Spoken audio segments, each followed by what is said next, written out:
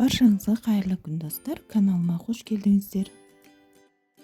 Бүгін сіздерге осындай үй жағдайында өте нәзік, әдемі болып шығатын нанның рецептімен бөлісетін боламын. Маңызды сәттерді жіберіп алмас үшін видеоны соңына дейін қараңыздар. Алдымен ыдысымызға жылы сүт, жылы су құямыз. Одан соң қант, тұз, ашытқымызды саламыз.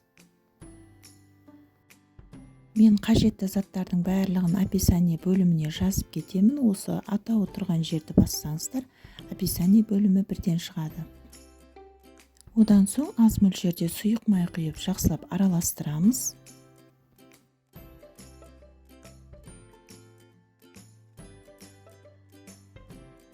Араластырып болған соң қалған сұйық майды да құйып жібереміз. Енді ұнымызды міндетті түрде електен өткеріп, бөліп саламыз.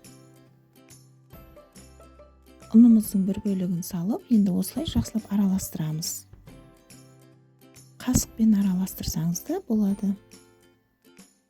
Енді қалған ұнды салып, осылай жақсылап араластырып, одан соң қолымызбен илейміз. Мұндай қазақ тілді каналдың дамуына өз үлестеріңізді қосып, каналыма тіркеліп, лайк басып, осы видеоның астына пікірлеріңізді жазуды ұмытпаңыздар.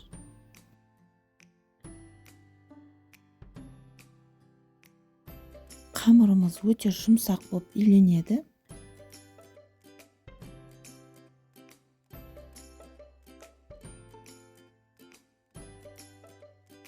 Илеуі қанғанша осылай илеп алыңыздар. Енді қамырымыздың үстін сұйық маймен майлап, үстіне пакетпен жауып, жылы жерге қойыңыздар. Мен шамамен 1 сағат көлемінде қамырымды ашытып алдым.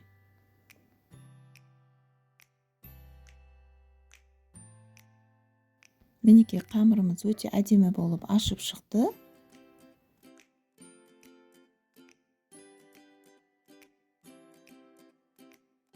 Үстін осылай басып илеп, бөліктерге бөліп аламыз.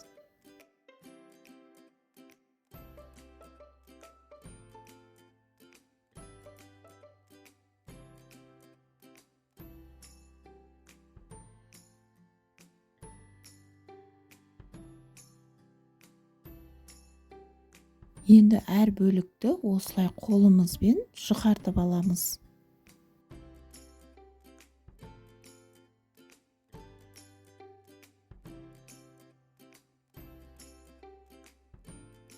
Екеуін де осылай жұқартып алған соң 10-15 минутқа бетін жауып тындырып қойыңыздар. Сонда нанымыз көтеріліп, әдемі болып пісіп шығады.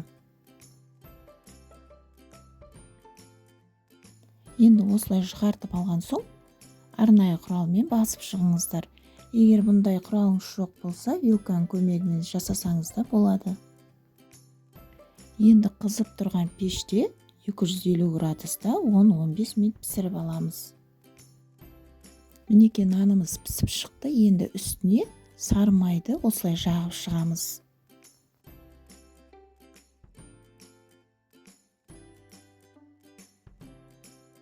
Мінекей нандарымыз осындай әдемі болып шықты. Бетіне жұмыртқаның сарыуызын жағудың қажеті жоқ. Осылай үй жағдайында сары май жағып жасасаңыз да болады. Сіздерге осы видео пайдалы болғанына сенімдімін. Егер де каналыма тіркелмеген болсаңыз, тіркеліп, лайк басып, комментарий жазуды ұмытпаңыздар. Назарларыңызға рахмет. Келесі видеода көріскенше сау болыңыздар.